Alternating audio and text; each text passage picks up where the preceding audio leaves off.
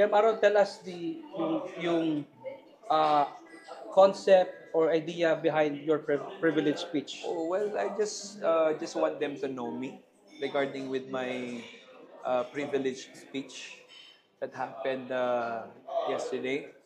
And I'm very proud and glad to say that I was able to execute it, no, and I was able to tell a story to my fellow board members and to my fellow Sangguniang Panlalawigan.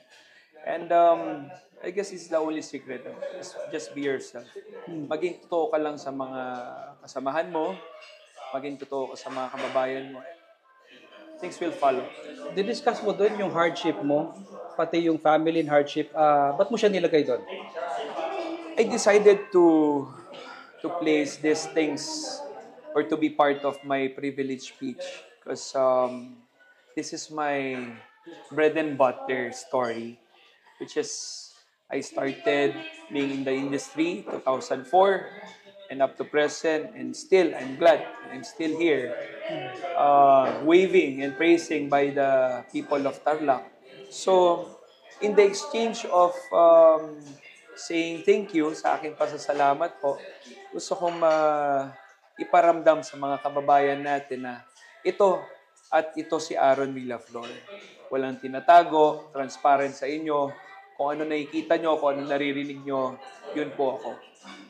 What are your message sa mga tao na nagda-doubt sa'yo?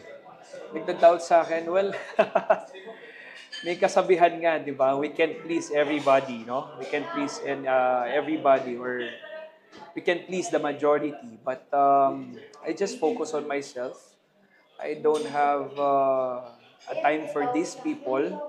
I just focus on myself.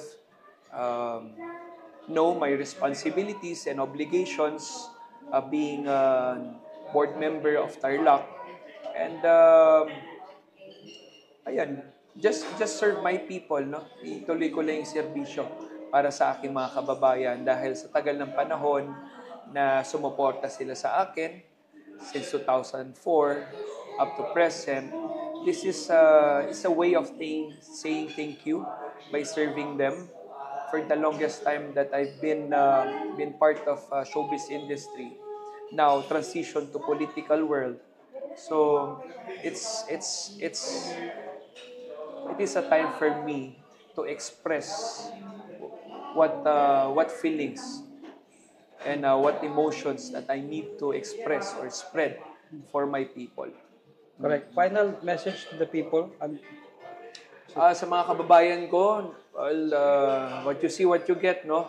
Ang mensahe ko lang at pagsisikapan ko po magtrabaho sa posisyon na binigay niyo sa akin at alamin ang mga problema na dapat ayusin dito sa lalawigan ng Tarlac at makatulong na rin ako sa mga solusyon pagdating sa mga committees na pinag-uusapan natin during our plenary sessions. At gusto ko sanang bigyan diin ang kalusugan ng aking mga kababayan dahil isa sa mga problema ngayon ang medical assistance or medical supplies coming from hospital at sa ating mga clinics or mga MedScare or mga medical platforms sa Tarlac City, no? So bilang Tarlacenyo, gusto ko lang maiayos itong mga bagay na ito dahil ito po ay kakulangan natin ngayon sa lalawigan ng Tarlac.